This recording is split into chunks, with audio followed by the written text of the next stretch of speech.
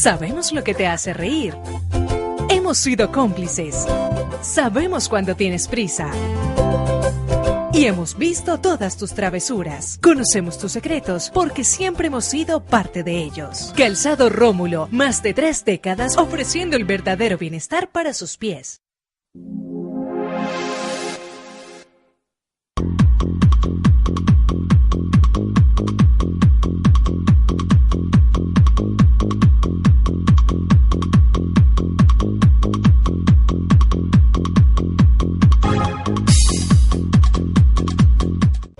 Transportes Especiales ACAR. Confianza en la vía, con sentido social.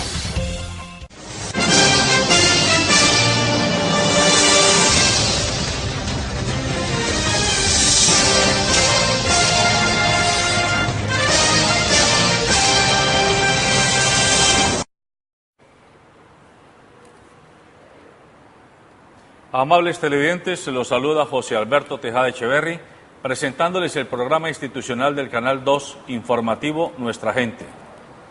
Hoy me acompañan en el estudio los señores Chucho Arturo Velasco. Le digo Chucho porque él prefiere que ese sea su nombre de presentación. Ha sido docente, educador, pedagogo, rector de instituciones educativas de nivel primaria y secundaria y escritor. Hoy estará con nosotros en este rato. Buenos días, Chucho. Buenos días. Está también con nosotros el profesor Federico Vallejo, quien es economista e investigador de la Universidad Santiago de Cali y del Instituto de Prospectiva de la Universidad del Valle. Buenos días a los compañeros, al profesor Velasco, Chucho, y bueno, un placer estar aquí con ustedes y un saludo a la audiencia y a los cibernautas que nos acompañan.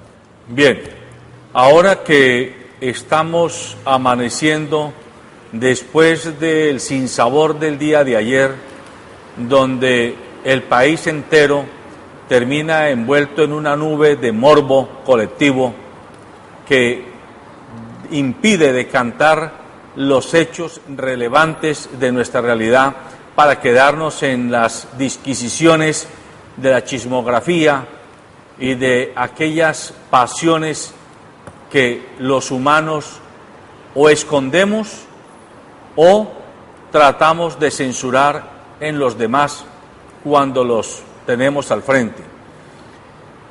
Ayer hubo una lección de lo que no es periodismo en Colombia, de lo que no debe ser el periodismo en Colombia. Ayer, Vicky Dávila, periodista que acababa de ganar el premio Simón Bolívar, pagó ella misma con su propia cabeza la provocación que generó a un país que, si bien es cierto, requiere y tiene derecho a la información, requiere información de calidad, no requiere información vulgar, no requiere información de tienda, no requiere información de pasillo, requiere información de interés público. Y lo que ayer pasó en Colombia es que un video de solo interés personal para quienes estaban actuando en él se convirtió, según ella y el procurador de este país, del Sagrado Corazón de Jesús, en la prueba reina de no sé cuántas cosas que hay funcionando mal en Colombia y concretamente en la policía y el Congreso de la República.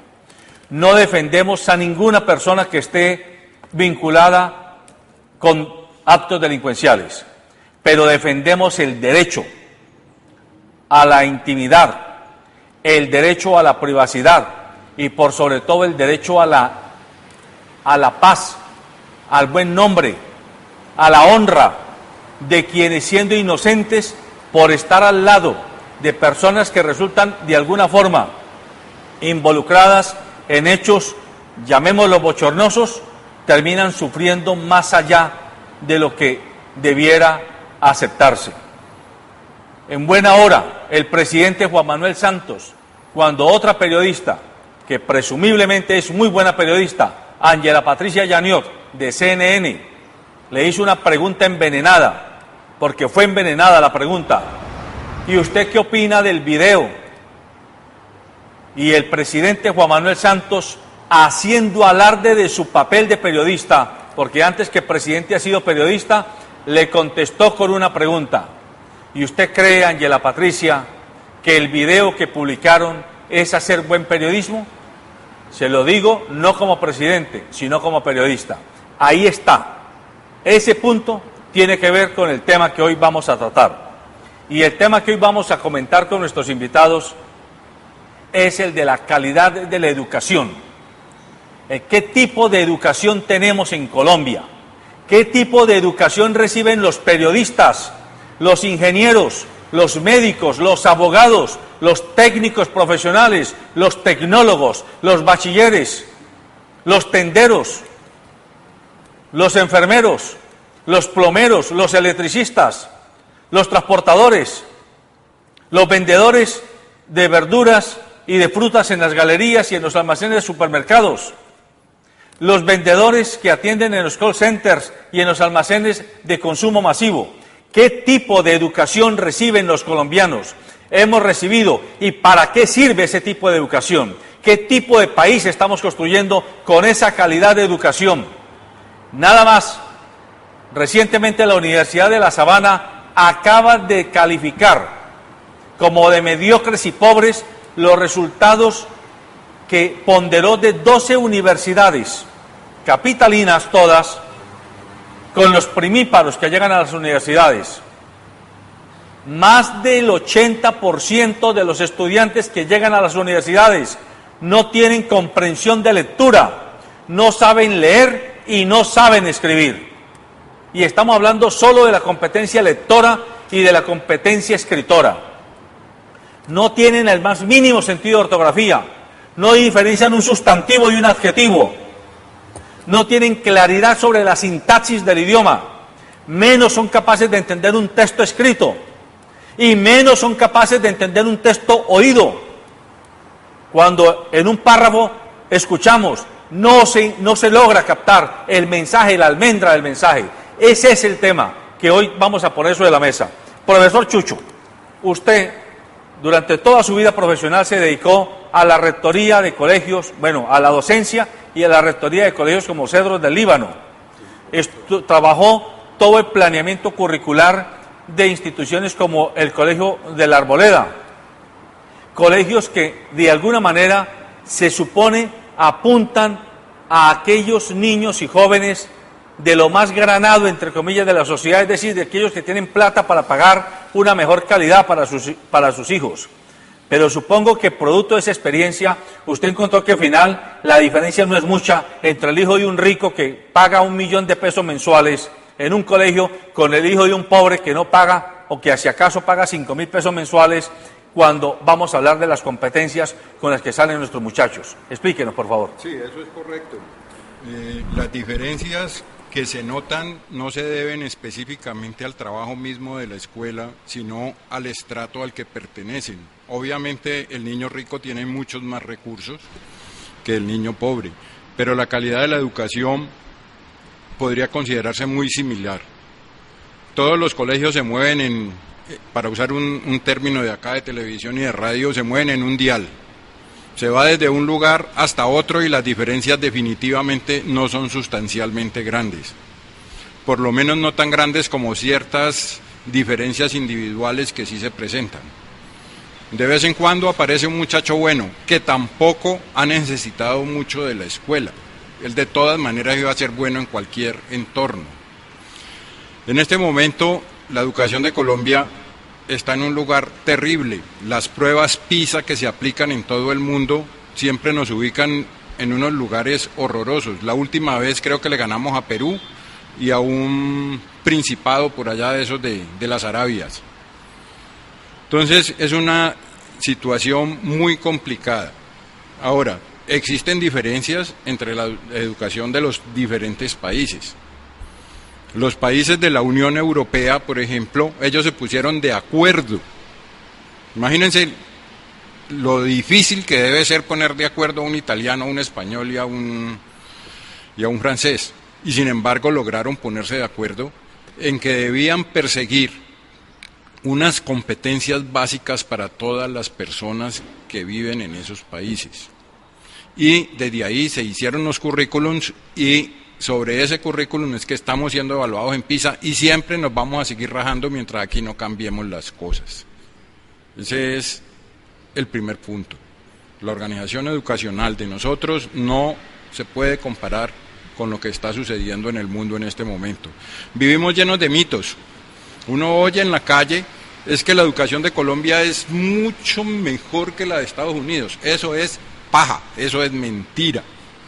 La educación de los Estados Unidos es muy superior a la nuestra y es superior en los medios que tiene, es superior en los currículos que maneja y es superior en la formación de los maestros. Federico, usted está dedicado a la docencia y a la investigación universitaria.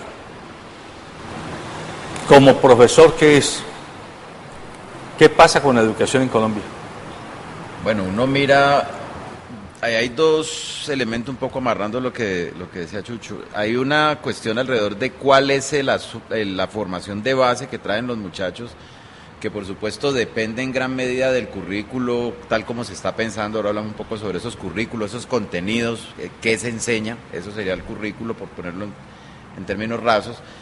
Y otro aspecto que tiene que ver con algo que los investigadores de la educación, por lo menos los economistas que se han dedicado a mirar eso, llaman los antecedentes familiares, el background familiar. Muchas veces tiene más peso ese background familiar que lo que la escuela aporta en sí misma.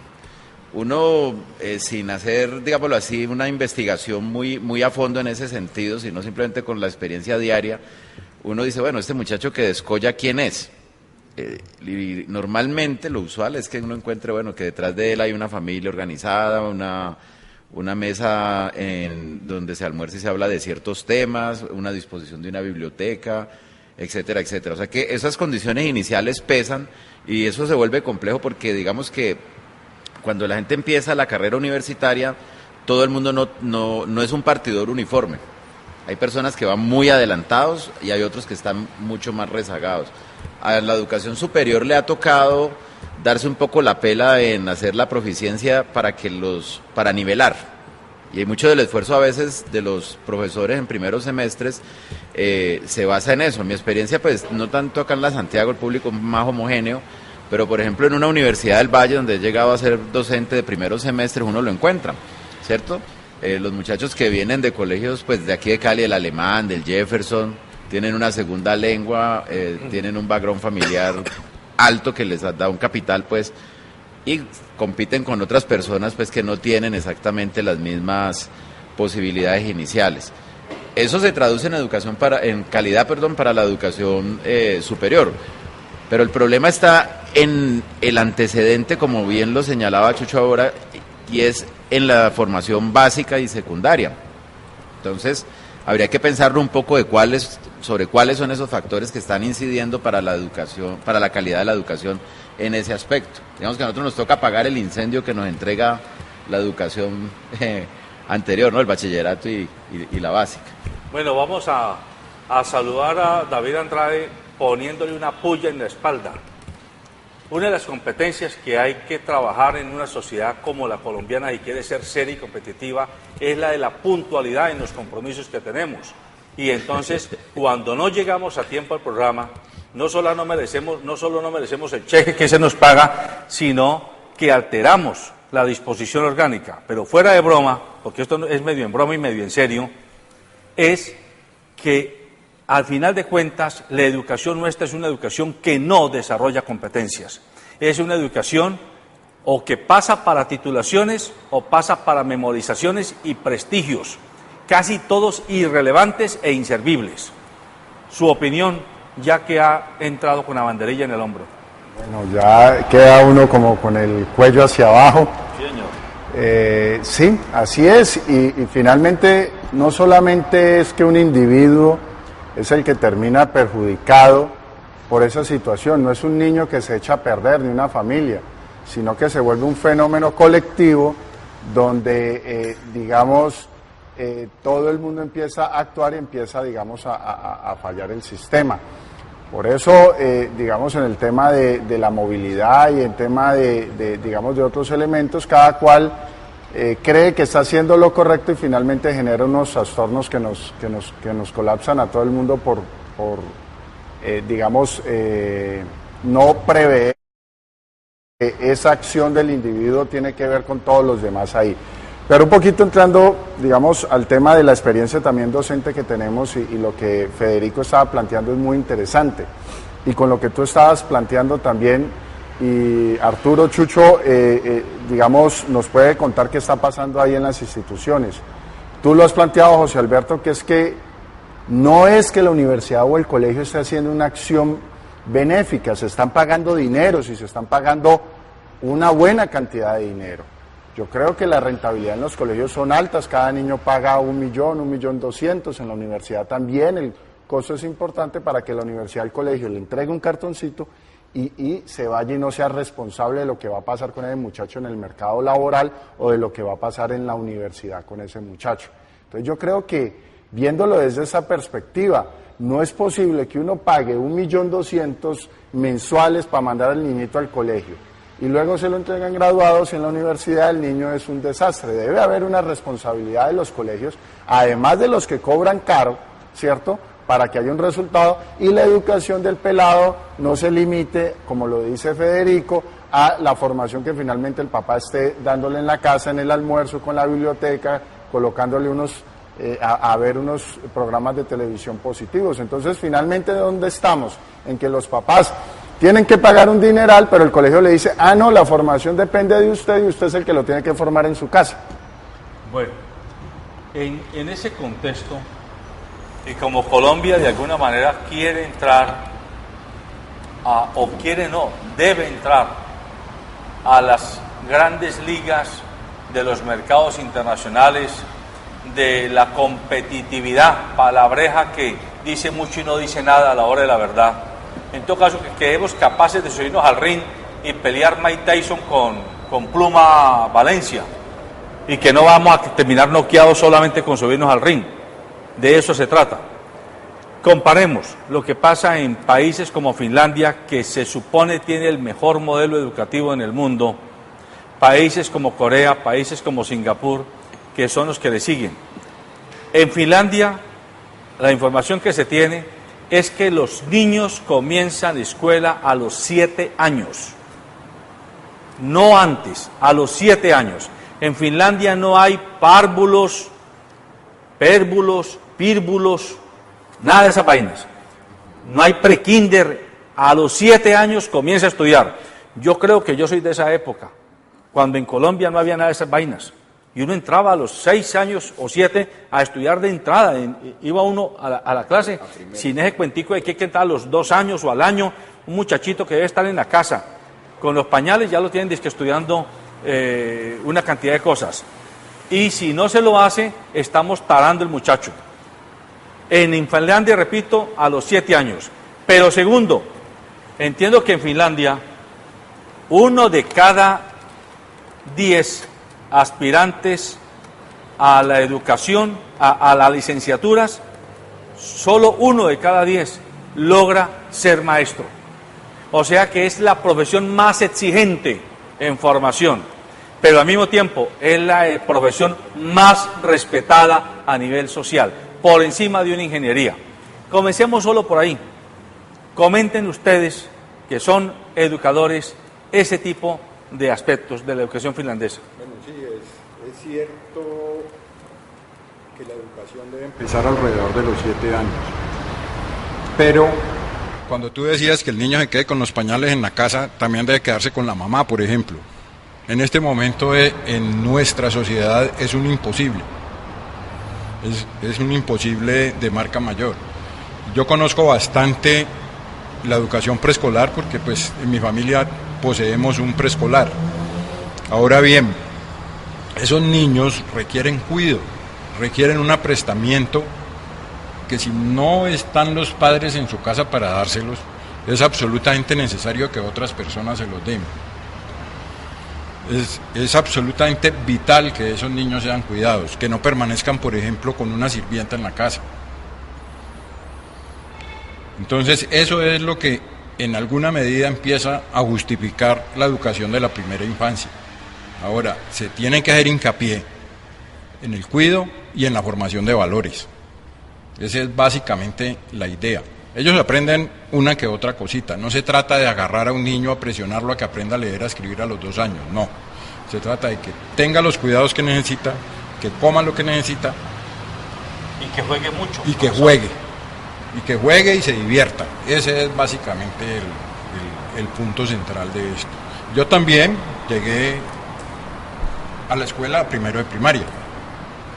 Y también fue traumático, pues.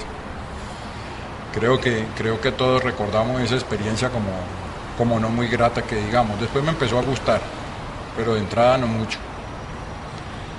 Esa es la situación. Ahora, tú, José Alberto, ahora hablabas de la educación de la que vende, de los funcionarios de los call centers, de todo el mundo, pero no hablaste de algo, la formación del maestro. Correcto. La formación del maestro es definitivamente fundamental. En este momento hay muchas deficiencias alrededor de eso. De hecho, aquí ya está mi amigo universitario, también tendría que hacerle alguna crítica a las facultades de educación, de las cuales soy egresado. Y te podría decir, por ejemplo, que ni siquiera se han acomodado a la división curricular que tiene el ministerio actualmente. Aquí se está tratando, por ejemplo, de que la asignatura de ciencias naturales, que es mi área mayor, se enseñe en una forma integrada. Eso lo ha planteado el ministerio. Si bueno o malo no lo vamos a discutir aquí. Pero las universidades persisten en hacer unas divisiones traídas de los cabellos. Por ejemplo, para hablar de la Santiago se habla de física y matemáticas. Y se agrupa por otro lado biología y química. Entonces ninguno de esos dos profesionales está en condiciones de enseñar las ciencias naturales en forma integral. Y uno, cuando los contrata, conversa con ellos. No, es que mire, es que yo soy químico, yo de física no sé nada. O viceversa, lo mío son las matemáticas y la física. ¿Por qué me va a poner a enseñar química si yo no sé de eso? Y eso está entorpeciendo muchísimo el medio plan que puede llegar a tener el Ministerio de Educación Nacional. Eso por un lado. Por otro lado, el gobierno nacional es el mayor empleador en educación que existe. Sabe que va a necesitar una cantidad de maestros a futuro. Sabe que tiene que reemplazar los viejitos que vamos saliendo. Sabe que por el aumento de población hay que aumentar el número de escuelas, hacen falta muchas.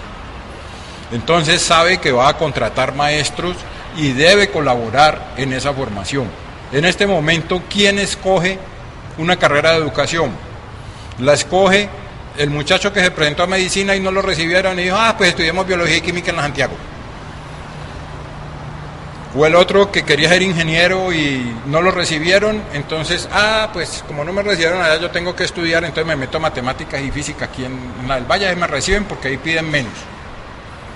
Ese piden menos está llevando no a los mejores.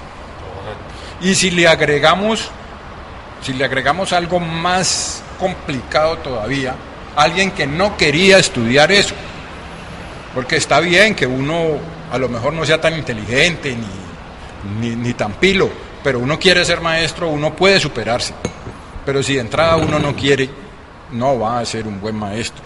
Eso es lo que viene pasando en este momento. Ahora, ¿qué se me ocurre? El gobierno podría generar incentivos para que esos muchachos escojan la educación como primera opción. Y los incentivos son muy fáciles.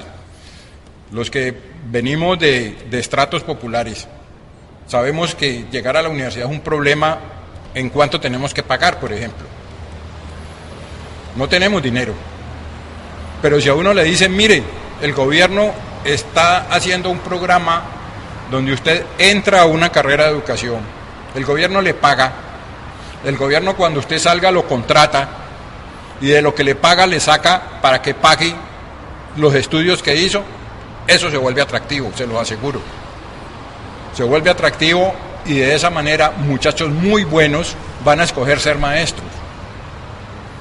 Y al tener buenos maestros, la educación necesariamente va a mejorar. Ese sería el primer punto. En este momento tenemos maestros que más bien parecen obstáculos para que los estudiantes aprendan. Maestros malos, que no son ejemplo para nadie. Digamos, yo a veces me pongo en los zapatos de un estudiante que dice, ¿y yo qué? Yo para ser como ese señor. Ese es el ejemplo que yo tengo allí. Obviamente no le interesa. Prefiere irse a ver si atraca a alguien o si se pone a traquetear. Correcto. Bueno, yo creo que hay que tener en cuenta una institución anterior a todo, o que en el sistema capitalista es básica, y es el mercado. El problema es que mucha de la política pública, en mi concepto, se apoya a través del mercado. Si lo miran, todo lo que hemos dicho aquí está muy en ese sentido. David se quejaba de decir cómo es posible que una pensión alta esté generando este tipo de resultado. Ahí hablaste como cliente, David. La educación tiene muchos ámbitos: los padres, la escuela y la familia. Entonces, no porque yo pague, entonces me desentiendo del asunto. Yo sé que no lo estás diciendo en ese sentido, pero que sos un muy buen papá además.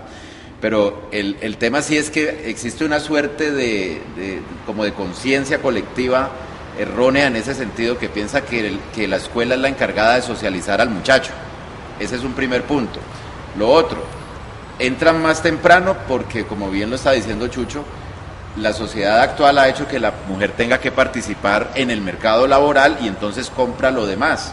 Lo que antes hacía parte de redes de solidaridad de la familia extensa, donde la hermana mayor, la tía, la abuela era la encargada de quedarse con el muchacho, pues ya no existe, eso se fracturó, y todas esas cosas hay que comprarlas en el mercado. ¿Qué es un colegio preescolar? Pues es un servicio que se vende en el mercado y que suple esa necesidad que va dejando la fractura, pues, de la familia extensa y la familia nuclear solita, enfrentada a ese mercado, mamá, papá, niños. Tenemos que salir mamá y papá, compramos el servicio en el mercado. Se va volviendo entonces evidente lo que está ocurriendo allí. En el mercado también ocurre la otra conjunto de señales que señalaba Chucho. ¿Cómo se le está pagando a los maestros? Y cuando yo opto, ¿quiénes terminan en las licenciaturas? No son exactamente el informe Compartir al Maestro, que se publicó hace poco, es un documento que evidencia eso. Dice, estamos eligiendo a los que peor desempeño tuvieron en el bachillerato para que hagan la carrera docente, para que eduquen al resto de la sociedad, pero es un problema también de incentivos allí. En Finlandia, ¿cierto?, se le paga bien al maestro, además tiene un reconocimiento social. Ese estatus se ha perdido para nosotros y eso hace que no sea deseable. Entonces es mejor ser médico o es mejor ser abogado, porque pareciera ser que tienen como una mayor dignidad. Y eso también ha ocurrido en gran medida por toda esa lógica del mercado que hay detrás. Y un elemento adicional sobre los contenidos tiene que ver con la estructura curricular, que también ese contenido, eso qué educación le damos al del call center, como decías al principio, José Alberto, qué educación le damos a la persona que va a ser taxista, pero también al ingeniero, y la mamá hubiera sabido un poquito quién iba a ser Vicky Dávila, hasta de pronto la hubiera podido educar. Entonces, como periodista. Pero el asunto es que eso también tiene una intención, es decir, ninguna sociedad genera un currículo en el aire. Los currículos forman los sujetos que la sociedad requiere. Es decir, un currículo tiene una intención, y esa intención también de alguna manera es política. ¿Será que estamos formando sujetos para que actúen muy bien en un supermercado simplemente? ¿O las competencias mal entendidas son las competencias como rivalidad, y así me toque ponerte el pie en la cara y publicar un video yo haciendo de esa manera? O sea, competir es competir de esa manera, o qué es ser competente. De pronto Chucho nos puede decir un poco más sobre eso ahora, pero pareciera ser que nos estamos educando es para ir al mercado, el niño desde el embarazo. El efecto Mozart no es para que el niño tenga una lúdica, para que tenga una capacidad creativa, sino que le colocan al muchachito una música clásica, y lo que le están diciendo desde que tiene 9 meses de gestación o antes, ese trabajo va a ser suyo, papito, compita. O le ponen una linterna y le dicen, usted va a ser mejor que los demás en la barriga de la embarazada, compita, usted va a pasar por encima de todo el mundo. Entonces yo creo que hay que preguntarnos un poquito también sobre cuál es ese currículo, la intención de ese currículo, más allá de la forma que está allí. Yo creo que decidir y ponerle todo el peso que tiene en este momento al mercado, como se ha dado en nuestra sociedad, es complejo. Hasta dónde el Estado debe intervenir y de qué manera debe de intervenir. Yo siempre he dicho que lo estatal no es el demonio, pero el problema es cómo abordamos lo estatal de cierta forma, ¿no es cierto? Si uno mira Finlandia, muy seguramente los países de esa cortina estarían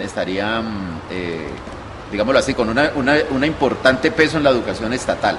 Bueno, pero el tema tiene otra arista, y es que cuando nos ponemos a analizar el problema, siempre vemos que o el problema es del mercado, o el problema es del gobierno, o el problema es de las políticas públicas, o el problema es del currículo, o el problema es de los pares, o el problema es de la OCDE. Es decir, casi siempre el problema se lo trasladamos a un agente externo, y muy pocas veces nos vemos nosotros como corresponsables de ese problema. En Finlandia, toda la información que existe es que allá el sistema educativo está basado en dos adjetivos: confianza y transparencia. Confianza en las administradoras educativas, que son algo así como las juntas de padres de familia, con vecinos del lugar y con los rectores y profesores del colegio. Esto es una junta administradora de una institución educativa. Y la transparencia tiene que ver con que el gobierno central le asigne unos recursos a esa junta administradora educativa de ese instituto, pero no le dicen que se lo va a gastar. Le asigna $100,000 o 100,000 euros, para poner una cifra europea, y es esa junta administradora la que con autonomía y transparencia decide si va a invertir en más equipos tecnológicos, en formación de docentes, en ampliación de aulas, en jornadas escolares extracurriculares, qué sé yo. Esa libertad hace que se empodere la comunidad. ¿Cómo hacer para que nosotros dejemos de ser cuestionadores y quejosos de una calidad de educación, que también tenemos mucha responsabilidad para sentirnos corresponsables? ¿Qué hay que hacer? Es la pregunta que a mí me ronda todos los días. ¿Cómo hacemos para no quejarnos tanto y sentir que somos parte del problema y por lo tanto de la solución? ¿Qué se les ocurre a ustedes? Pues, y de entrada, y agradezco mucho que Federico coloca el tema en esos términos, porque es muy positivo, digamos, o nos sirve para el análisis y amarra con lo que tú estás planteando. Le hemos apostado al mercado, y digamos nosotros aquí la educación no se volvió, fue un mercado. Entonces las universidades ofrecen más derecho, más medicina, más de todo lo que hay ahí, no porque se necesite en la sociedad o no porque hay que desarrollar ese área de conocimiento, sino porque hay quien demande eso y pague. Y llenan los salones de muchachos que pagan eso a 1 millón, 2 millones de pesos mensuales, y al profesor se le paga 33,000 pesos la hora o mucho menos, y ahí hay una rentabilidad muy alta. Entonces qué bueno que está ahí en el mercado. Y si nos ponemos solo en el tema del mercado, pues yo voy, pago y yo espero una buena educación en términos del mercado. Y ahí al lugar, digamos, lo que Federico plantea y ahora lo que tú planteas, es que tenemos que sacar la educación del mercado, como la salud también se volvió también mercado, ¿no? Pague y compre medicamentos y chao, y no hay una verdadera preocupación por la salud, utilización del tiempo libre, ocio, buenos hábitos, buena nutrición. En la EPS, de la EPS nunca lo llaman uno a decirle, vea, usted está bien, está teniendo buenos hábitos, venga, lo invito a que hagamos una caminata, nada de esas cosas, sino simplemente el mercado, digamos, ya en el siniestro de la salud. En educación también se puso en el mercado, pero lo que yo sí quisiera decir que incluso si nos metemos en esa lógica que no es la correcta, en esa lógica nos va mal. Y cuando ahí nos va mal, entonces ya nos cambian la lógica. Entonces ahí sí, no, es que usted no puede pagar por la educación, es que usted tiene que comprometerse, y ahí sí se cambian a la otra visión. Pero nos vamos por un extremo, para el otro extremo, simplemente para justificar la ineficiencia. Pero evidentemente la lógica debe ser donde todos tengamos una participación, donde familia tenga participación, donde sociedad tenga participación, donde los medios de comunicación tengan participación y donde finalmente todos estemos ahí. Me parece que esa propuesta evidentemente es para una sociedad como es, una sociedad que está un poco más, no digamos desarrollada, pero un poco más calmada, un poco más, que se mueve en menos turbulencia aquí hay recursos para su formación, mire usted digamos, los utiliza.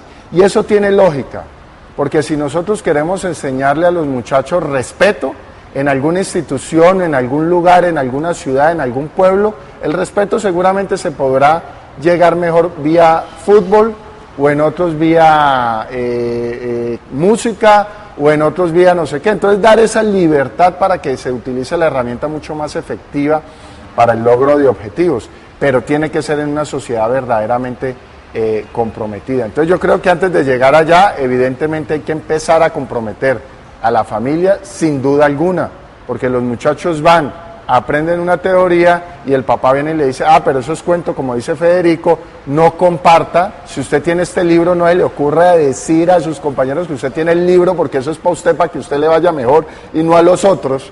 Entonces, claro, tenemos que comprometer a la familia, a la sociedad, a los compañeros y todo, y salir un poco de esa educación de memoria, academicista. Ahí estábamos viendo digamos, los alumnos en el 85 todos sentaditos viendo el tablero con la tiza, y en el 2015 todos los niñitos con tableta. El tema no es darle la tableta, el tema es darle la tableta para que se utilice para aprender. El tema ya no es memorizar, ahí veíamos a Google, ya no es saber de memoria las cosas, es saber entender.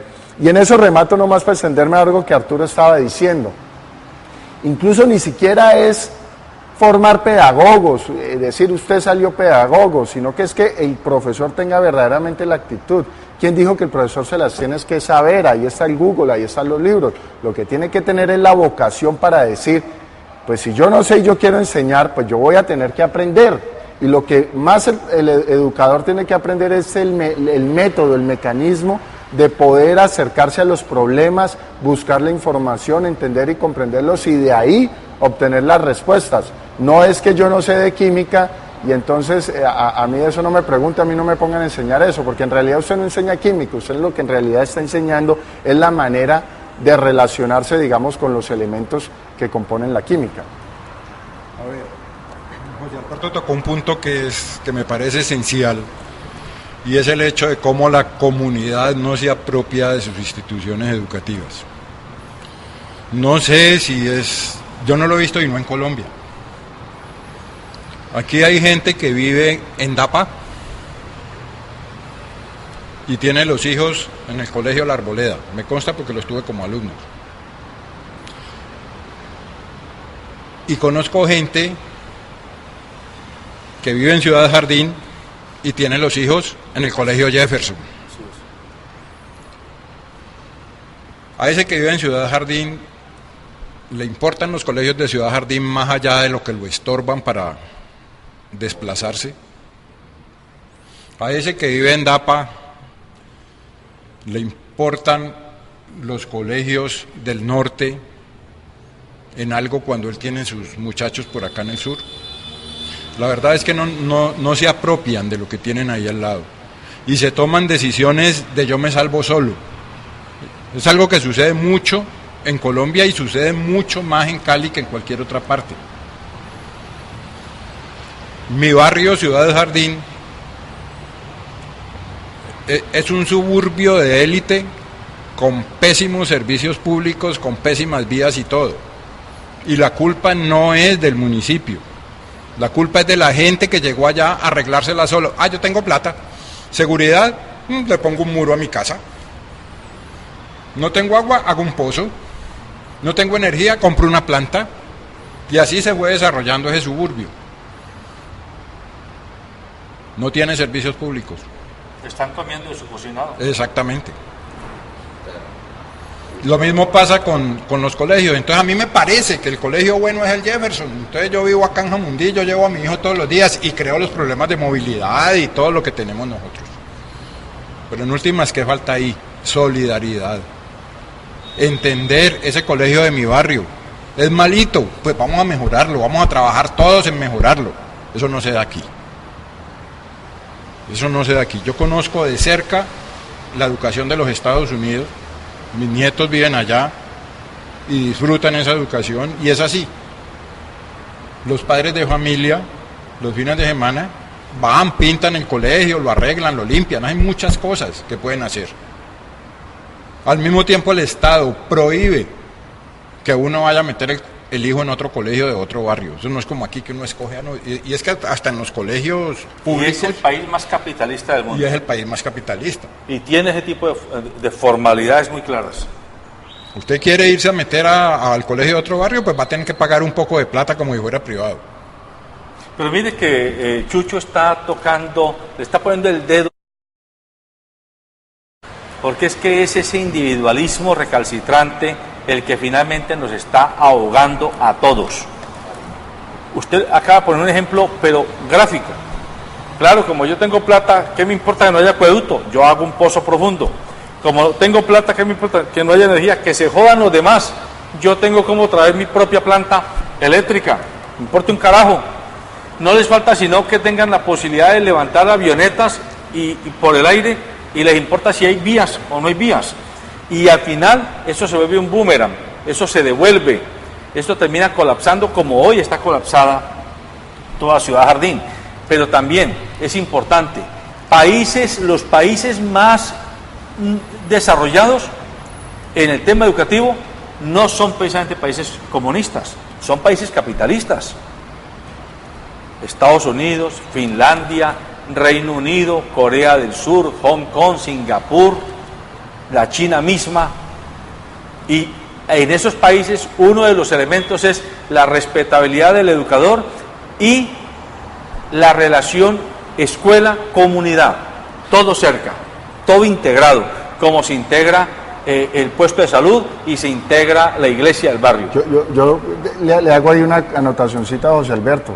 Y esas universidades de esos países y de todo, muy zurdos, ¿no?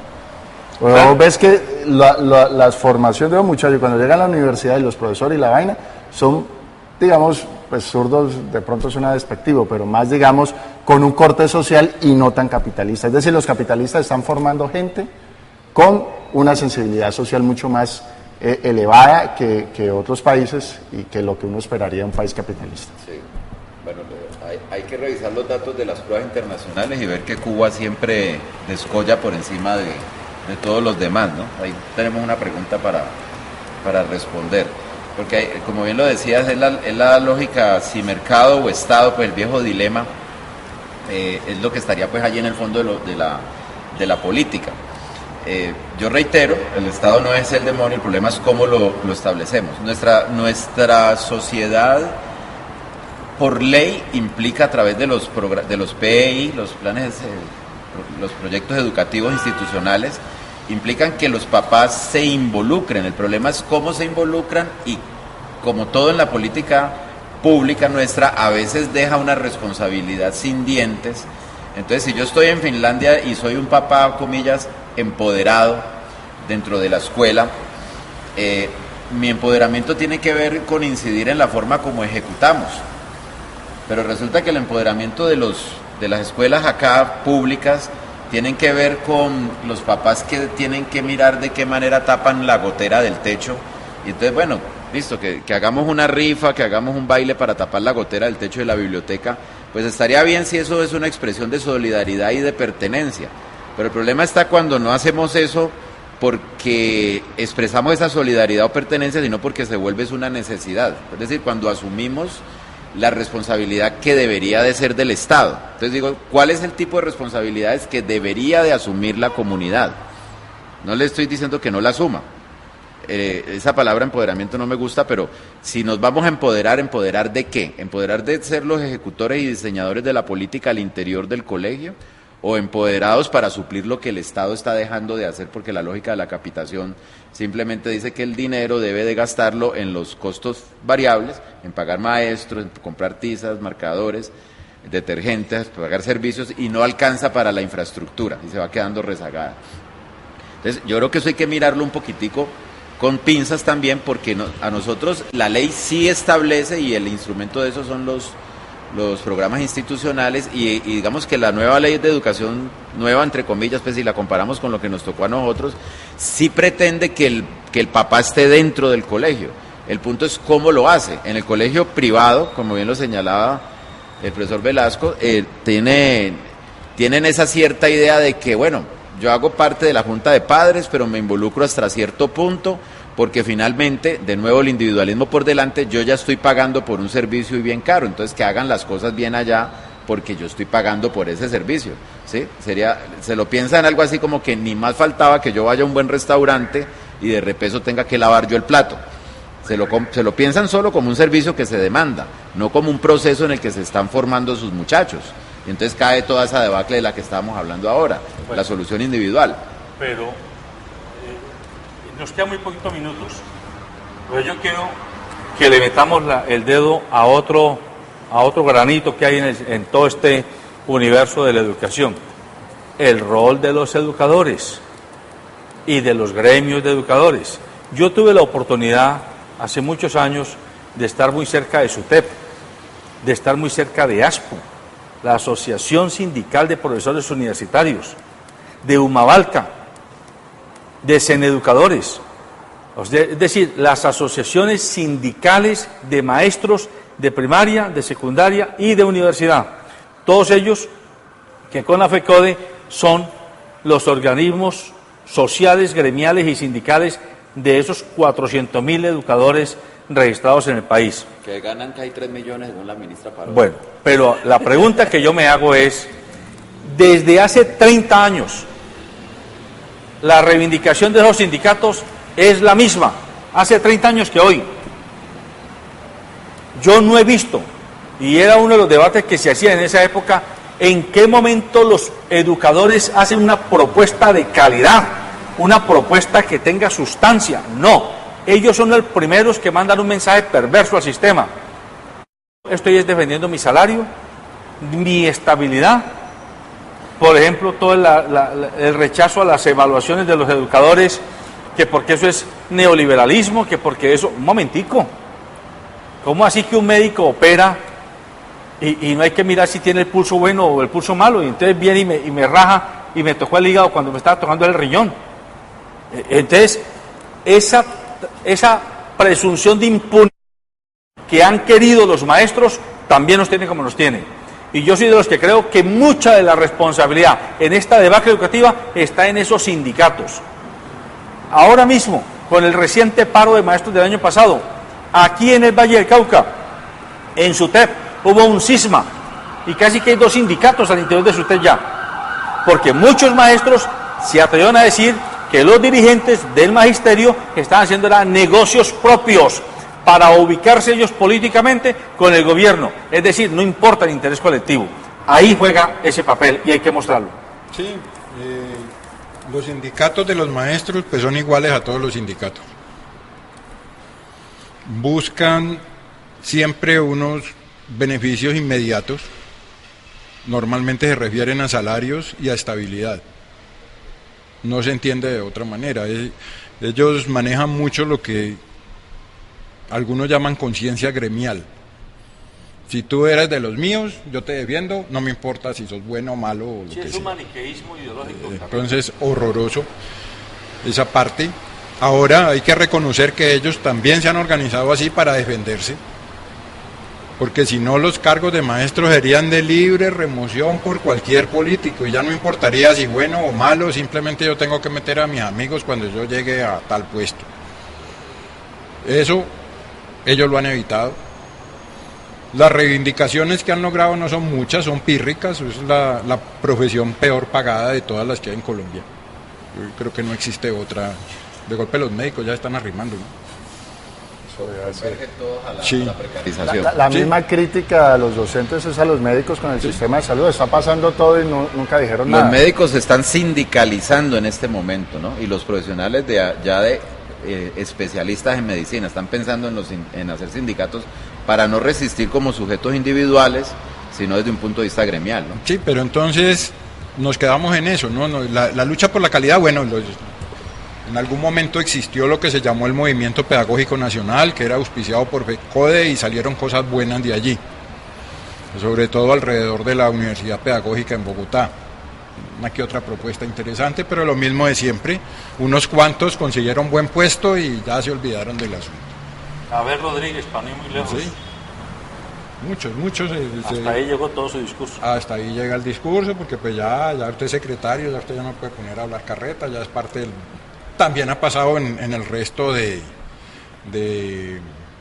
sindicatos, pues ahí están los garzones como ejemplo, por ejemplo. Claro. Entonces, esa parte es compleja. Sí, es el tipo de sindicalismo, ¿no? Hay un sindicalismo gremialista, como bien lo señalas, que lo primero que no tiene es, por ejemplo, la conciencia social articulada, o podríamos decirlo, de clase o social, sobre el rol y la responsabilidad misma. Llegan con el negocio de la cruz en el bolsillo, ¿cierto? El negocio de la cruz que Jesús fue a averiguar, José, por Jesús, y le dijeron, la noticia mala es que los romanos lo van a matar, la buena es que como soy carpintero me dieron el negocio de la cruz. Llegan exactamente peleando por sus afiliados, y a partir de esa lógica les han metido muchos goles a los maestros, pero no solo a los maestros.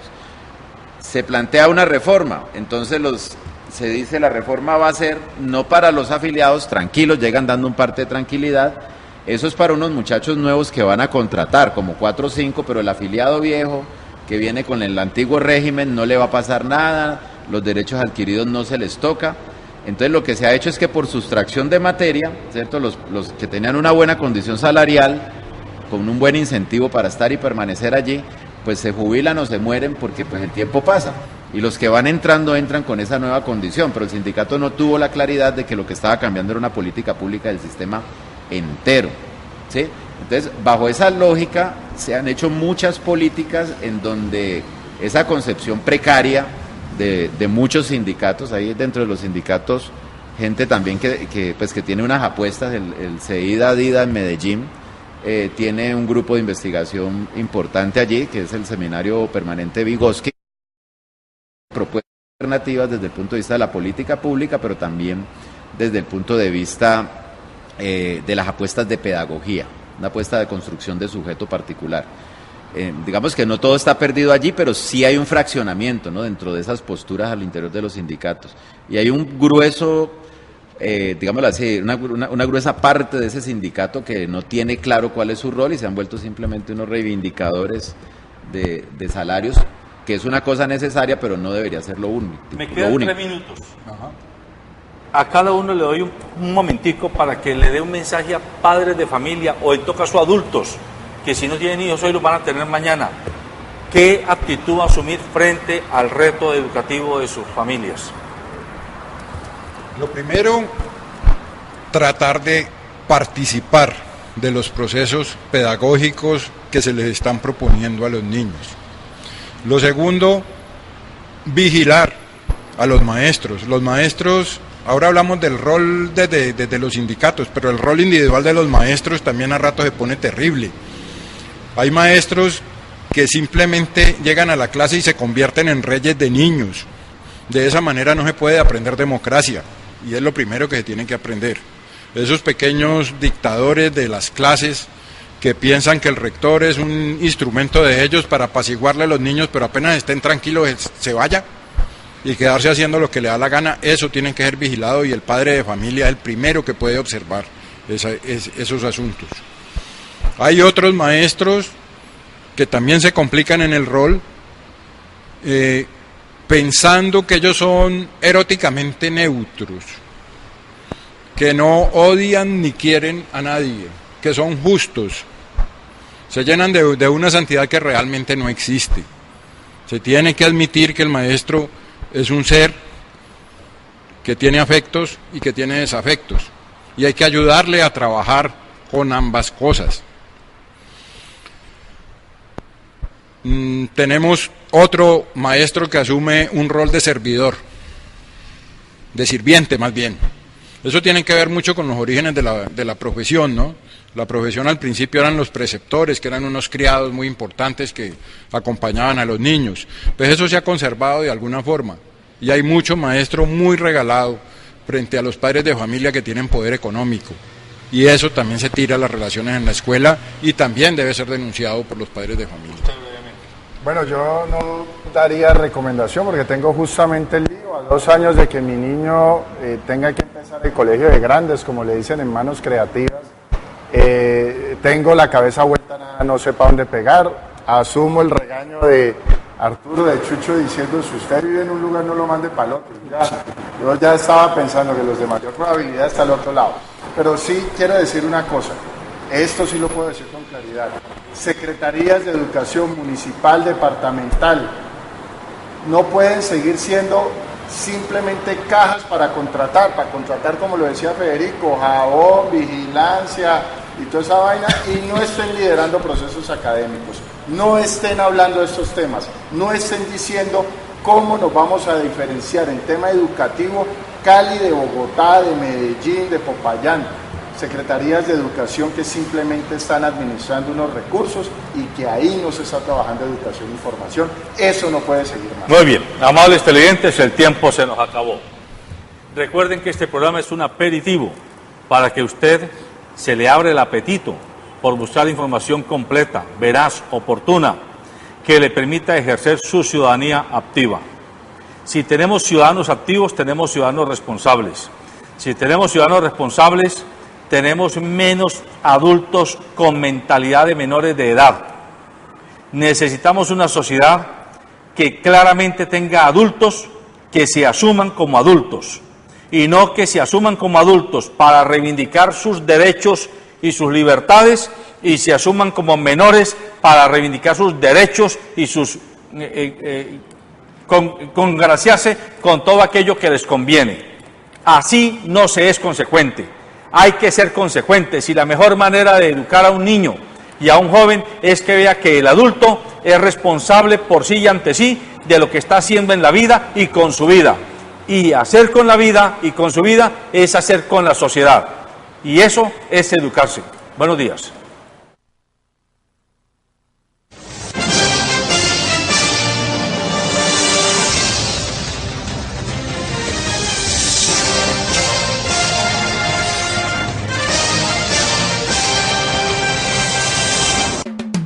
Sabemos lo que te hace reír. Hemos sido cómplices. Sabemos cuando tienes prisa. Y hemos visto todas tus travesuras. Conocemos tus secretos porque siempre hemos sido parte de ellos. Calzado Rómulo, más de 3 décadas ofreciendo el verdadero bienestar para sus pies.